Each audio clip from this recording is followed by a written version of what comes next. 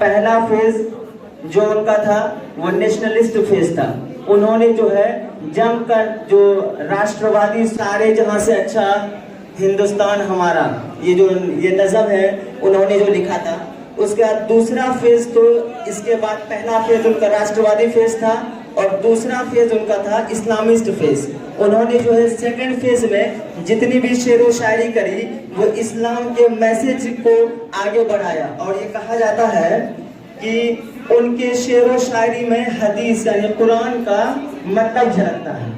और उन्हीं में से एक शेर मैं आपके सामने पढ़ना चाहूँगा और जो भी गलती होगी उसको आप लोग माफ करेंगे।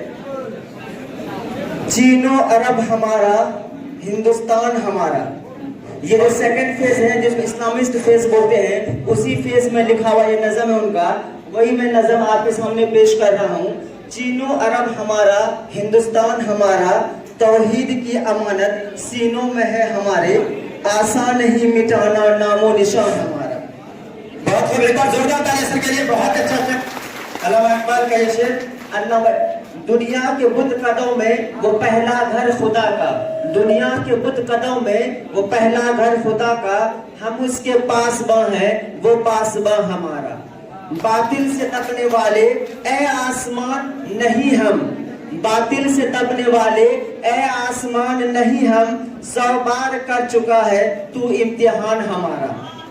सालार कारवां है मेरे हिजाज अपना, सालार कारवां है मेरे हिजाज अपना, इस नाम से है बाकी आराम जहां हमारा।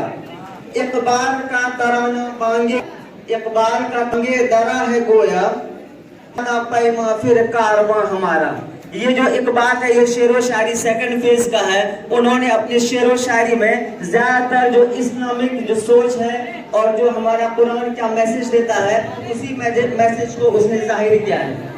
और तीसरा फेज जो था, चूंकि अल्लामा इकबाल जो है हमारा देश का आज़ादी से पहले ही उनका इंतकाल हो गया था, तो तीसरा फेज जो पेशन थ्योरी का था तो उस पर हम लोग ज्यादा बहस नहीं करेंगे। तो अल्लामा इकबाल के लिए मैं आपके सामने एक शेर पेश करता हूँ जो उनकी शख्सियत के ऊपर है। हजारों साल नरगिस अपनी बेनूरी पे रोती है, हजारों साल नरगिस अपनी बेनूरी पे रोती है, आप लोगों की तालियों की गड़गड़ाहट चाहिए हमें। हजारों साल नरगिस अपनी बेनूरी पे रोती है, बड़ी मुश्किल से होता है चमन में दीदावर पैदा, बड़ी मुश्किल से होता है चमन में दीदावर पैदा।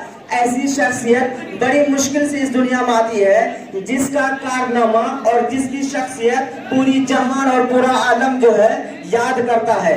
और आपका बैनर में लिखा हुआ है, बात करने का हसीन तौर तरीका सीखा, बात करने का हसीन तौर तरीका सीखा, हमने उर्दू के बहाने से सलीका सीखा। मतलब ये छोटा सा 2 मिसरा इतना जबरदस्त मैसेज दे रहा है कि उर्दू एक जबान नहीं है बल्कि अदब है, तहजीब है।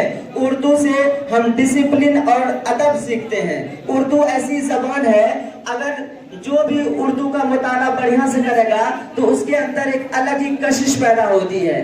और उर्दू की दुनिया खुद में एक बहुत बड़ी दुनिया है। तो इन्हीं सब बातों के साथ